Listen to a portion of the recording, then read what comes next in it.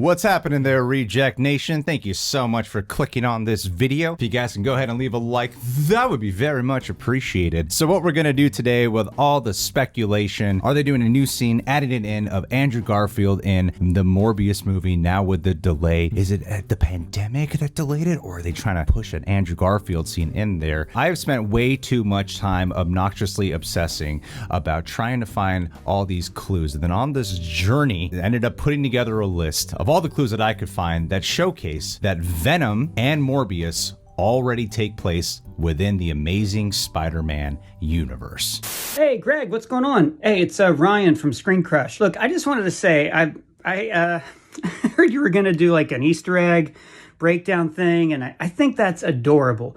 But we think you should really leave that to the professionals like us. Don't embarrass yourself. Shut the f*** up, Ryan Airy. Shut the f*** up. All right, guys, let's do this. I got like, I don't know, 8 to 10 clues here. Some are more obvious Easter eggs. Some are clues that I'm sure you've already thought of. I'm going to talk about some variants. Going to talk about some things where you guys are already going, here so I could debunk this. Well, maybe this is actually not a debunk. Let's dive into this, guys. I think you're going to enjoy this one. So let's get the obvious ones out of the way, the ones that obviously come to mind. So the first one on the list would have to be the Oscorp logo featured within the Morbius trailer. So in the Amazing Spider-Man 1 and the Amazing Spider-Man 2, those buildings are already different. So if Morbius does take place in the Amazing Spider-Man universe, this would just be Oscorp's third building. How many buildings do you need, That's Norman? what they do. When they need a rebrand after some crazy stuff with Norman and Harry, they got to get a new building every time. Distract the public discourse. But as we all know, that's the same logo from the Amazing Spider-Man. And of course, Willem Dafoe establishes in No Way Home that there is no Oscorp in the MCU. The other obvious clue would be in the Daily Bugle newspaper in the Morbius trailer, where the names Black Cat and Rhino are dropped. Now, John, in the Marvel Cinematic Universe, is there a Black Cat and Rhino? Not in the MCU and not in the Raimi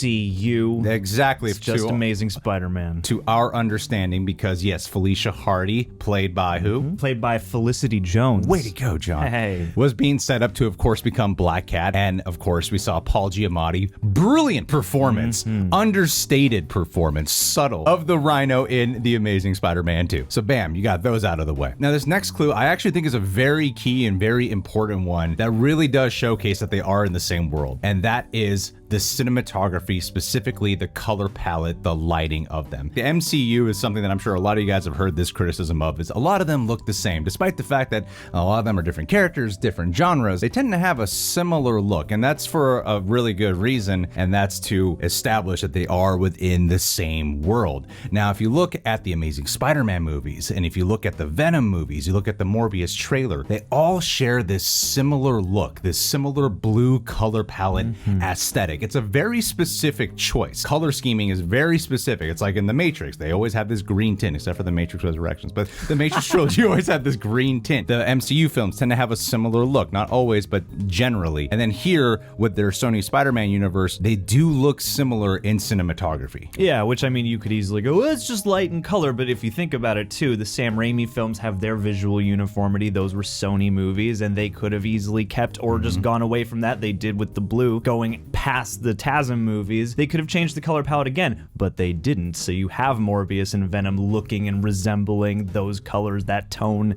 of visuals. So hey, that's a pretty strong clue, I'd say. That's right, Ryan Airy. All right, so the next clue on this list is actually coming from The Amazing Spider-Man 2. I want to shout out Hayden King, who did remind me about this little Easter egg in the film, and it's actually at the 1 hour, 3 minute mark in the movie when Harry Osborn literally stumbles across some very important secret files in the film. They have a list of projects that Oscorp has going on, and one of them is Venom storage that's listed, and another one is Dr. Morbius file as well. Already established in the Amazing Spider-Man universe. That's a list of Easter eggs now. Yeah, that whole list is actually a list of Easter eggs. Stuff that's going to come down the line, yeah. Another clue, the Ravencroft Institute. The Ravencroft Institute, big part of the Spider-Man world, essentially the Arkham Asylum of Spider-Man. If you guys saw the Venom movies, you know that they are definitely in the Venom. There's a whole big ass scene in Venom Let There Be Carnage that takes place at the Ravencroft Institute. The Ravencroft Institute definitely exists in the Amazing Spider-Man films as well, but they are not in the Sam Raimi movies to my understanding, and they are not in the Marvel Cinematic Universe movies to my understanding as well. If I'm wrong about that, correct me, but I was literally like, are they in there? Because I don't remember that, but they are in the Amazing Spider-Man films. And before you jump on your keyboard, because it is true, the Ravenscroft and Amazing Spider-Man is in New York and the one in Venom is in California, but just like with Oscorp, you might have multiple locations of a place that deals with as high-powered individuals as the Ravencroft Institute does. You'd probably want to have one on either coast, at least. Yeah, prisons are a franchise. That's right, man. Insane asylums are a franchise. We should open one up ourselves. There's Arkham Asylums in like Minnesota and the Batman universe. Yeah. Passive income. All right, this next one on the list. The Venom post-credit scene and the Spider-Man No Way Home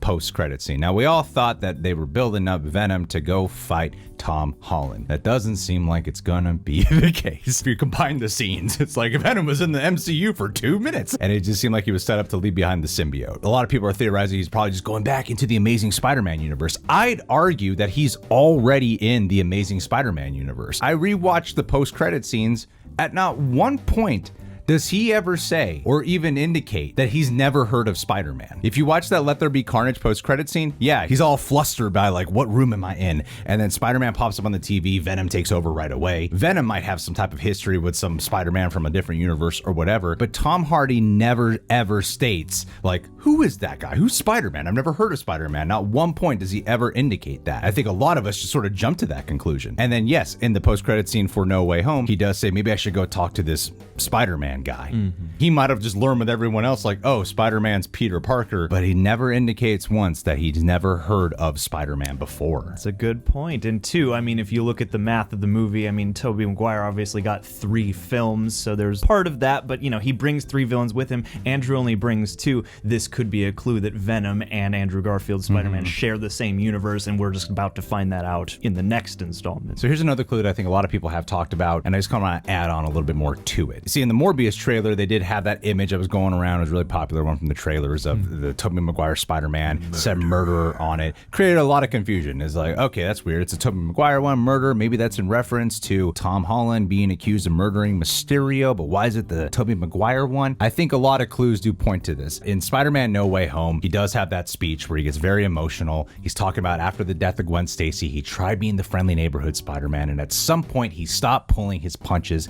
He got rageful. Maybe he accidentally murdered someone without or a few intended people. to. Or a few, yeah. Yeah. Maybe he's at this point in the franchise, he's branded as a criminal, because obviously by the time we catch up with him in No Way Home, some time has passed. And two, I mean, their suits kind of look similar, so maybe that could also be some kind of gray area they're trying to ride at Sony. I could see why they might mistakenly put a different picture up there, like within the world of the movie, because it's not a photo of Spider-Man, it's an animated image. While that image is based off of Tobey Maguire's suit, it's ultimately an animated image from the Spider-Man PS4 game. So one way they could chalk it up is that someone created this image, someone designed it. Rendering, it's not an actual photo of it, it's an interpretation of the Spider-Man suit. So murderer could be slapped on for Andrew Garfield, as we've seen in every freaking Marvel trailer as of late, and especially the No Way Home trailer. It's really easy to remove characters. Yeah, it's really, alter especially characters. digitized photos of people. If you can do that with characters who are moving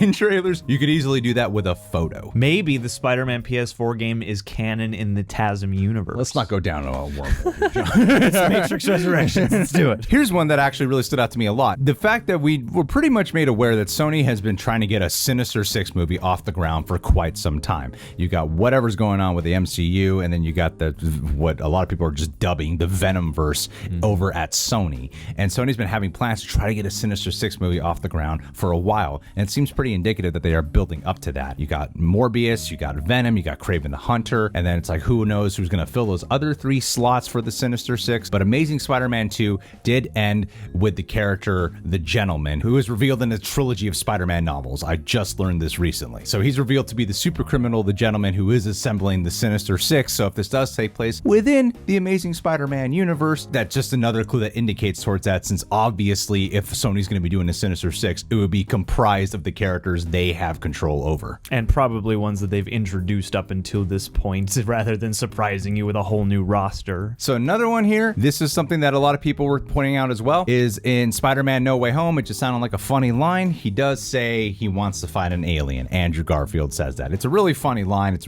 part of a moment, and maybe it was improvised. Who really knows? Or maybe it was indeed a setup for a possible moment in time where Andrew Garfield will either get the symbiote or one moment in time. references. Or he's able to fight Venom, and that was a tease for what's to come. Yes, it's both. I think it's a tease, and if everybody responds well, which they have, it will be made reality. That little boy in Iron Man 2 was always Spider-Man. And then here's something that I think can easily be explained. The ones that I feel like most people would point to and go, debunked. The Daily Bugle logo and Vulture. First off, it's just a logo. They could have updated their logo, and it just represents the Sam Raimi one. Yeah, and in multiple pretty simple though, right? Yeah, maybe they have the same logo in a couple of universes. It's very likely that could have just been the case. Yes. All right, and then two, with Vulture, I think a very obvious explanation for this could be he's just a variant. The fact that we have J.K. Simmons playing different versions of J. Jonah Jameson, because the one in the Sam Raimi films and the one in the MCU are different J. Jonah Jamesons. I think they've made that abundantly clear. And now here with Vulture, it honestly could just be the exact same case. Which I think would actually kind of work, partly because of the business aspect of like Homecoming was made much more under the Sony umbrella than the current Marvel-Sony arrangement. And also, of all the characters, I feel like it wouldn't be disappointing to introduce a variant Michael Keaton Vulture that's still the Vulture, but just gets to have a new character history, you know? Exactly. So, guys, with that in mind, do you think that Morbius and Venom are actually tied into the Amazing Spider-Man universe? Are there other clues that we completely did not mention today that you think could be totally added onto this list? Put it down in the comments below. Subscribe, click that bell, hit that like button. Hey, let's do a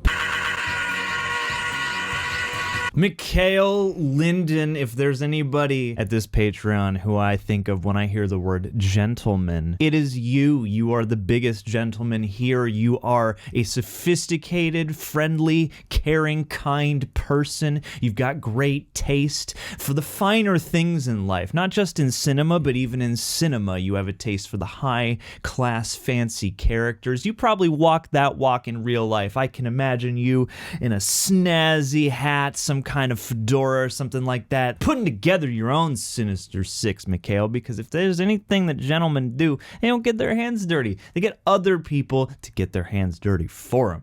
So, hey, I would join your team. I'll do your dirty work. I'll do anything you ask me to do, Mikhail. You just smile at me a couple times, you know, show me that stare, that smolder of yours. I'm putty in your hands, man. Stay calm, stay classy, and we'll catch you next month, hopefully. And yeah, Happy New Year. Yep.